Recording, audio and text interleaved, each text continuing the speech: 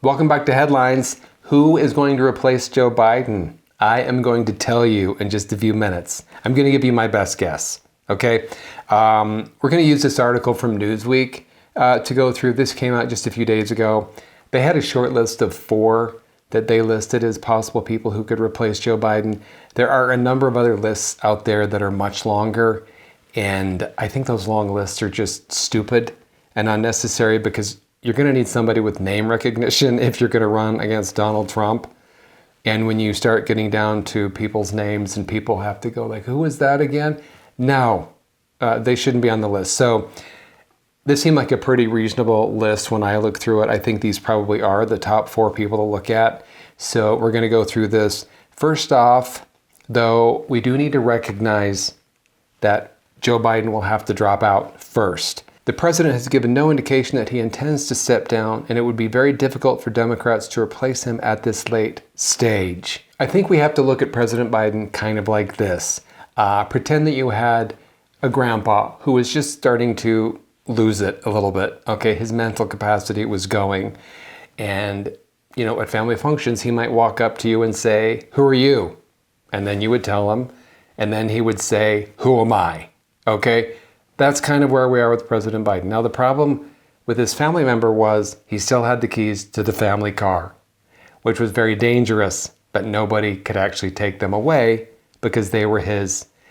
So, you know, everybody was just hoping nothing terrible happened. I think that's what we have with President Biden right now. The problem is he still has the keys to the car, and nobody's willing to take them away. So he's going to have to actually say, yeah, I want to drop out. Selecting a new candidate would have to take place at the Democratic National Convention in Chicago, which would be held from August 19th to 22nd. But this process could only realistically happen if Biden chooses to bow out of the race.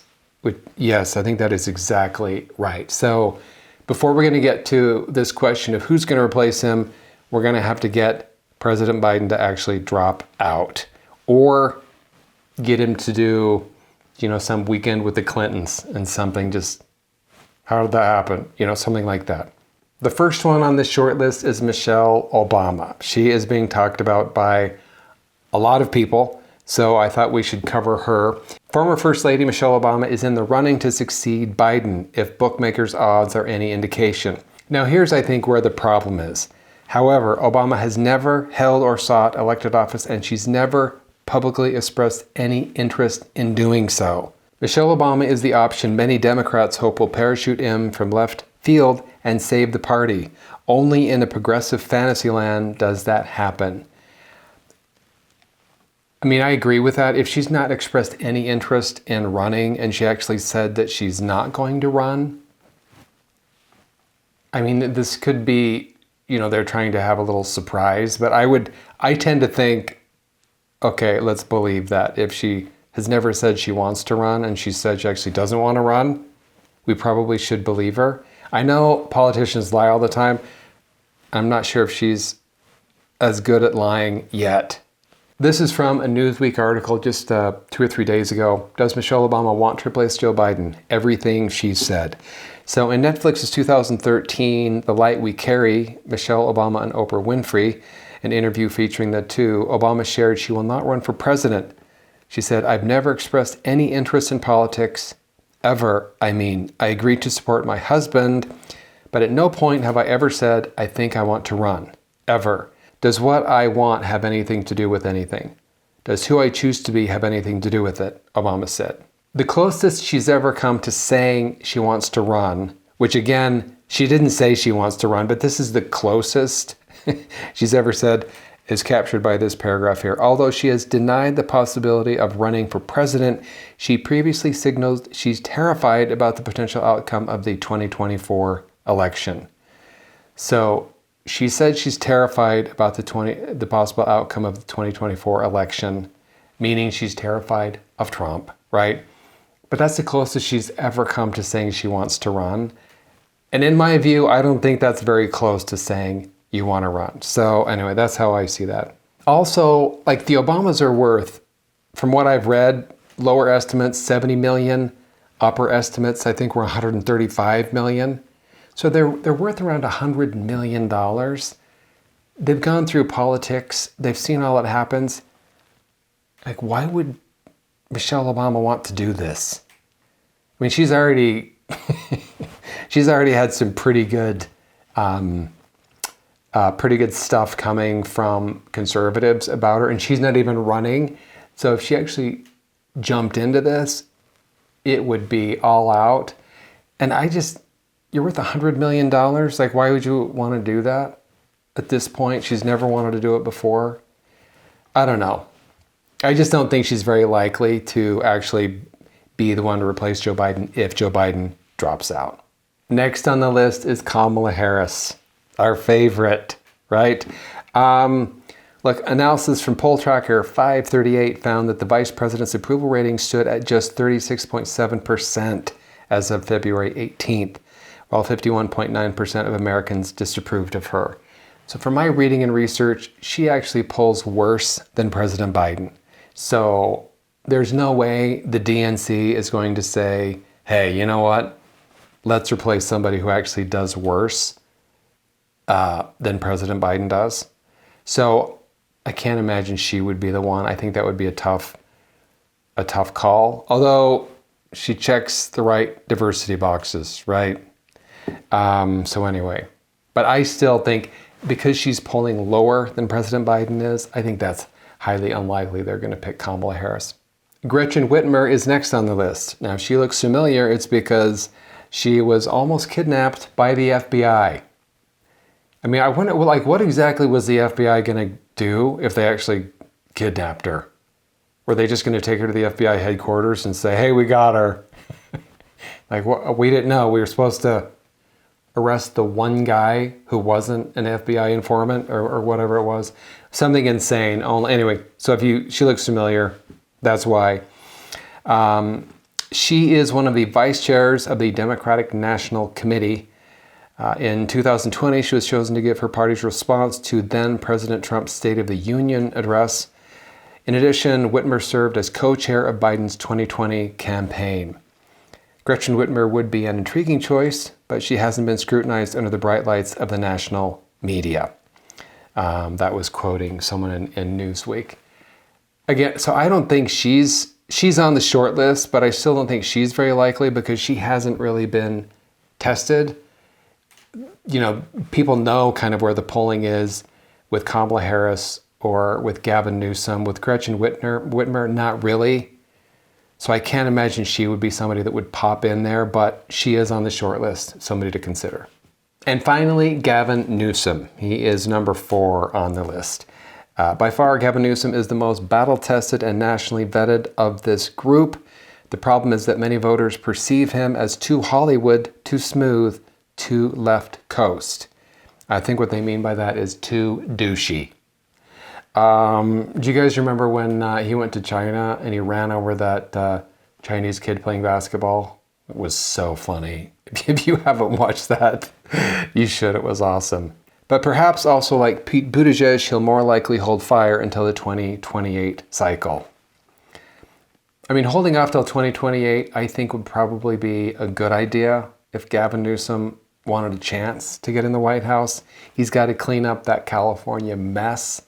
Their budget is completely a dumpster fire. The state is a dumpster fire. Hopefully he can try to, if he does want to run for president, I think he's going to need to start to turn that around because that's just terrible for him to try to campaign on. Look at what it did to California. You mean that steaming pile of garbage that used to be beautiful? Great. Could you do that to our whole country? So here are my rankings. So if Biden drops out, here is who I think would be replacing him in this order. I think first, Gavin Newsom would be the one. Then Kamala, I think she would be 2, which, come on, I know, to try not to freak out by the thought of that. Gretchen Whitmer, I think, would be the 3rd one. And then Michelle Obama, I think, would be last. And let me give you my reasons on this. And remember, first off, they have to try to get President Biden to drop out. Just remember, crazy old relative, but yeah, they still have the keys to the car. You're gonna have to try to get the keys out of his hands. And I feel like the only thing that would make him push so hard to maybe make it happen is if Biden's polling gets so bad that somebody else has clearly got much, much better polling against Trump than Biden does. And right now, President Biden is polling the best against Trump out of any other Democrat. Although I haven't seen polling with Michelle Obama, but I'm not sure if the polling places are actually even looking at that seriously at this point, because I don't think people are believing that she actually might run. If President Biden were to drop out at the DNC convention, that is going to be messy and ugly. You're going to be looking at, there's probably going to be different factions in the Democratic Party wanting their party to be the one who's selected. There could be like some mini civil war at that convention if all of a sudden Biden isn't running. I think right now Gavin Newsom probably is the best choice, but you might notice he's a white male, which is definitely not preferred by the Democratic Party. So that's going to be a problem.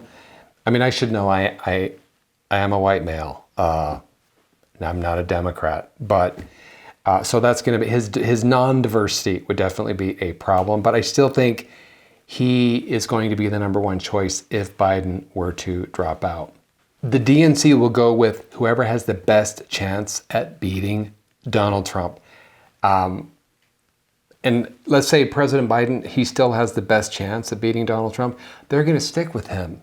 Even if they know if some doctor said he will not be able to function at all the day after the election, the DNC would say, we don't care. They just want to put their best foot forward and try to win, and they could care less about what or who is in the White House as long as they are in power.